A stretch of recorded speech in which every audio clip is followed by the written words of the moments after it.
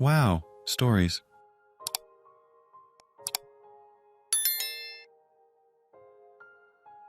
Am I the idiot for refusing to punish my son for calling his classmates' food weird?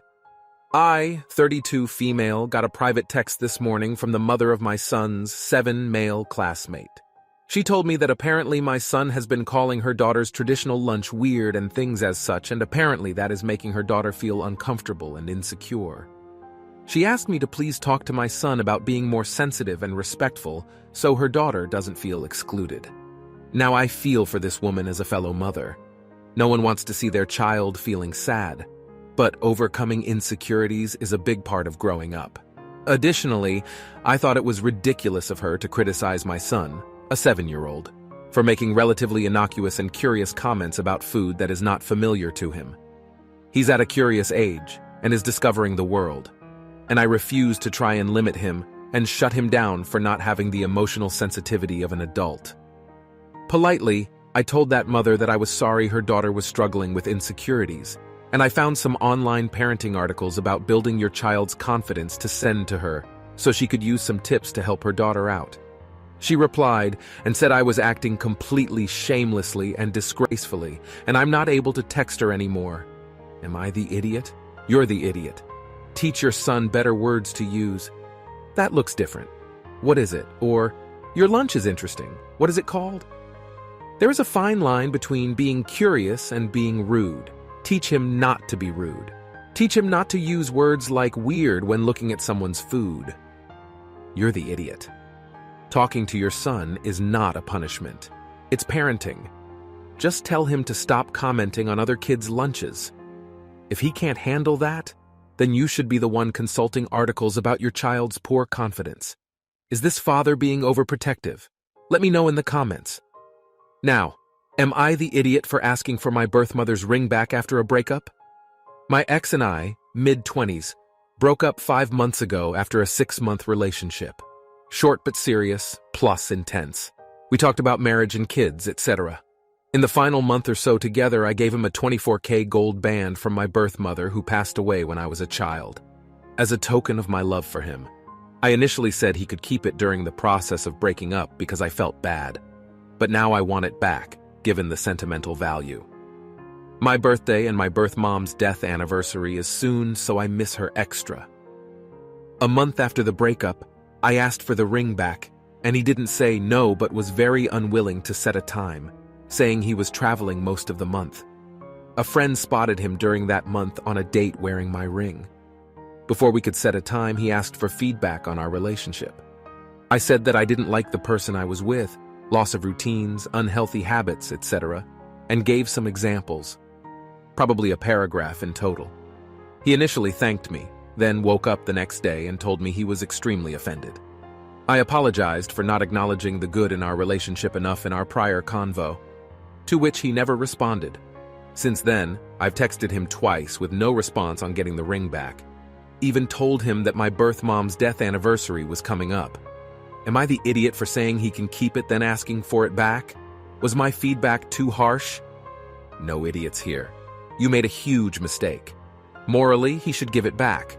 However, if he doesn't want to or has sold it, there isn't much you can do. You need to own up to your actions. The mistake is yours to give something so precious, especially for a short-term relationship. Everyone sucks here. You told him he could keep it, then you backtracked on it. However, it might legally be his to keep, but given that he knows the significance, him deciding to keep it might mean he's legally in the clear, but he's still an idiot for doing it. All in all, I'm afraid you might have just learned a huge and painful lesson on why you shouldn't give treasured family mementos to someone you're not married to or in a long-term partnership with at least. Is he asking too much? Let me know in the comments. Now, would I be an idiot if I traveled while my wife took care of a 3-month-old baby? Hello, I, male 28, work at a company that has headquarters based in Europe. My team at work, 6 people total, is being flown out to Europe for 2 weeks to coordinate and prepare a product launch with our colleagues there. While we are there, my team wants to do some sightseeing, hiking, etc. I have not had the opportunity to experience another country before or travel to this extent. The issue is that after our company announced this trip, we found out my wife 29F is pregnant. We are very excited for this new adventure. The trip will be around the time our baby is 3 months old. My wife thinks that this is not a good time to go on this trip. It is possible for me to do this work remotely, so it's not that I have to go to Europe. My wife will not be working at this time, so childcare is not a concern.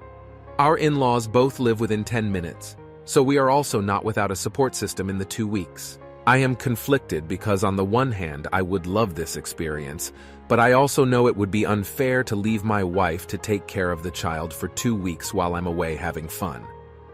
Reddit, would I be the idiot if I still went on this work trip? You would be an idiot. The timing is off, your wife will still be healing, your child may not be sleeping through the night yet. Feeding may not be going well. I would be hurt and angry that you would choose to have fun instead of staying home to take care of your family. You would be an idiot.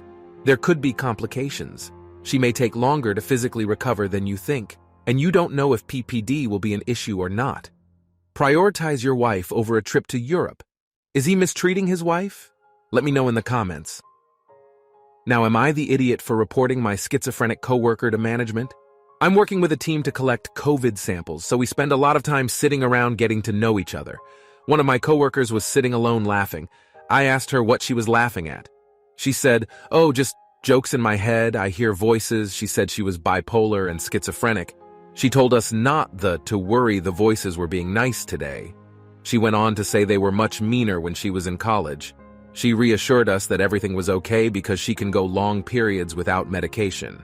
I worked in EMS, so I know how unpredictable an unmedicated person who is hearing voices can be. I informed the manager.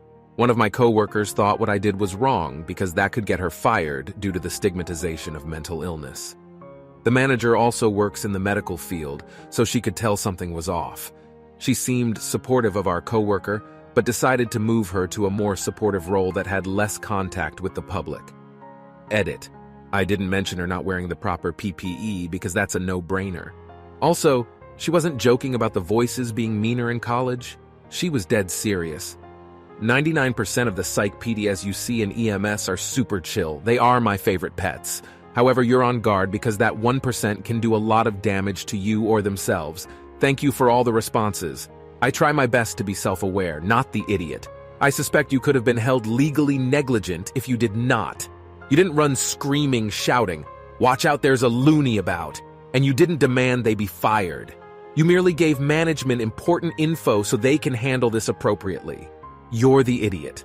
You made an unfounded judgment based on your own bias of people who live with schizophrenia and took it upon yourself to enforce this bias. And by your own admission, society's bias too. In a situation that doesn't affect you nonetheless. Shame on you. Was your colleague acting violently or posing any risk to themselves or anyone else? No. Then no action was required by you. Am I the idiot for wanting my partner to text me when he's coming home? I am introverted, and my partner and I live in a very small house. Occasionally, he works late shifts but won't text me if he is leaving early, and sometimes just shows up home unexpected when I am enjoying myself at night. I enjoy these nights of solitude, nothing to do with him. I just like having no one around, being able to walk around, do what I want, watch YouTube without headphones, listen to my music, have the lights on the way I like, do my chores in peace, not have to talk, etc. Nothing major, really, just recoup me time. He tells me I can do that whether he's here or not, which is somewhat true, but it's not the same as true solitude is bliss. He says he's too busy to text at the end of his shift, and he's not always on his phone either. He says he shouldn't be in trouble for this, and it's no big deal. I said it's very small ask that would make me happy. I just want a warning if my solitude is gonna end. So, am I the idiot? Edit. Bot asked me to clarify. This might make me the idiot if my action is seen as too high expectation, needy, selfish, unrealistic, making a mountain out of a molehill. You're the idiot. You're asking him to warn you when he is coming to his own home because you would really prefer if he would just stay at work. How do you think that would make him feel? You're the idiot, I guess. This is weird, and even I, a fellow introvert, does not understand this. Why are you living together if you're blissed out when alone? Are you not in bliss when you're together? Sit with that. Maybe you should get your own place if you crave your solitude more than living in a house together.